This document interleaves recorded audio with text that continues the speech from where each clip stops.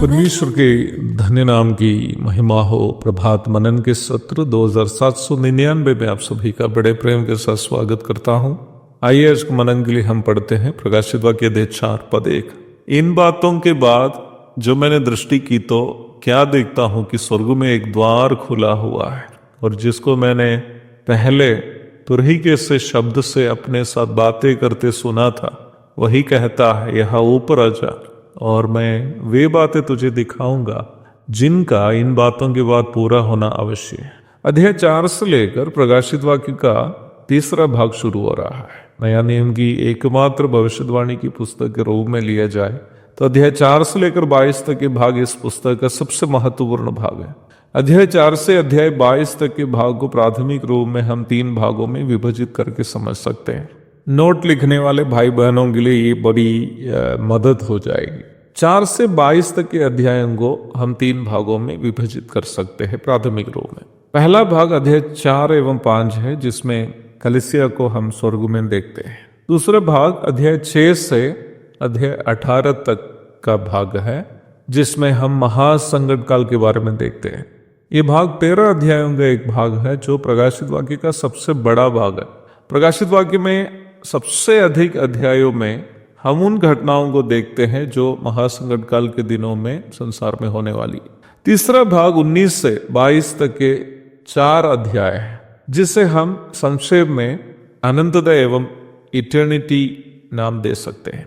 निम्न भाग में हम खास करके मेमने का विवाह भोज, शैतान और उसके 2 साथियों का न्याय, यीशु मसीह के 1000 वर्षीय शासन, पापियों का न्याय तथा नई धरती, नया आकाश एवं नया यरूशलेम, इन विषयों को देखते हैं।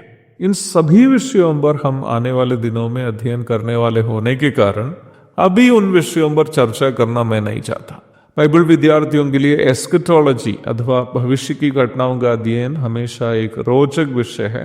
भविष्यकालीन घटनाएं जिसकी भविष्यवाणी बाइबल में आलेखित है, बचपन से ही मेरा एक पसंदीदा विषय रहा है।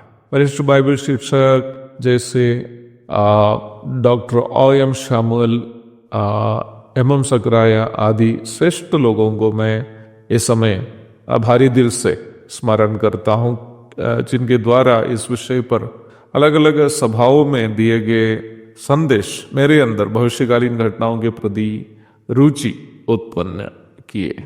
खुशी की बात यह भी है कि जब मैं महज 8 वर्ष का ही था, यीशु मसीह के दूसरे आगमन पर प्रभु का दास M.M. सकराया के द्वारा दिया गया एक संदेश ही मुझे मेरा उद्धार की और अगुवाई किया।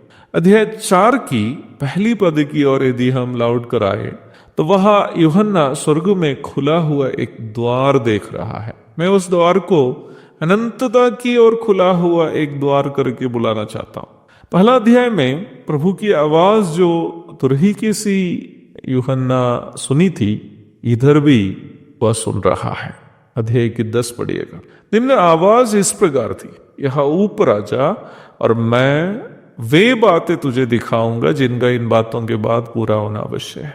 अर्थात प्रभु प्रेरित यूहन्ना से कह रहा है कि वह उन्हें उन बातें दिखाएंगे जो वर्तमान कलीसिया युग के बाद होने वाली है।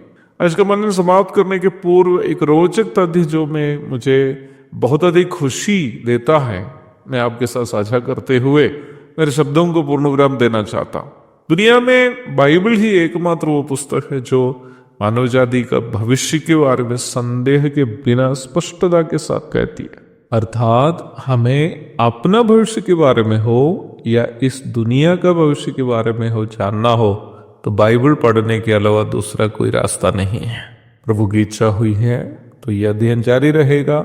जब तक दोबारा नहीं मिलते हैं तब तक के लिए विदा हो जाता हूं। प्रभु आप सबको आशीष दे। आमीन।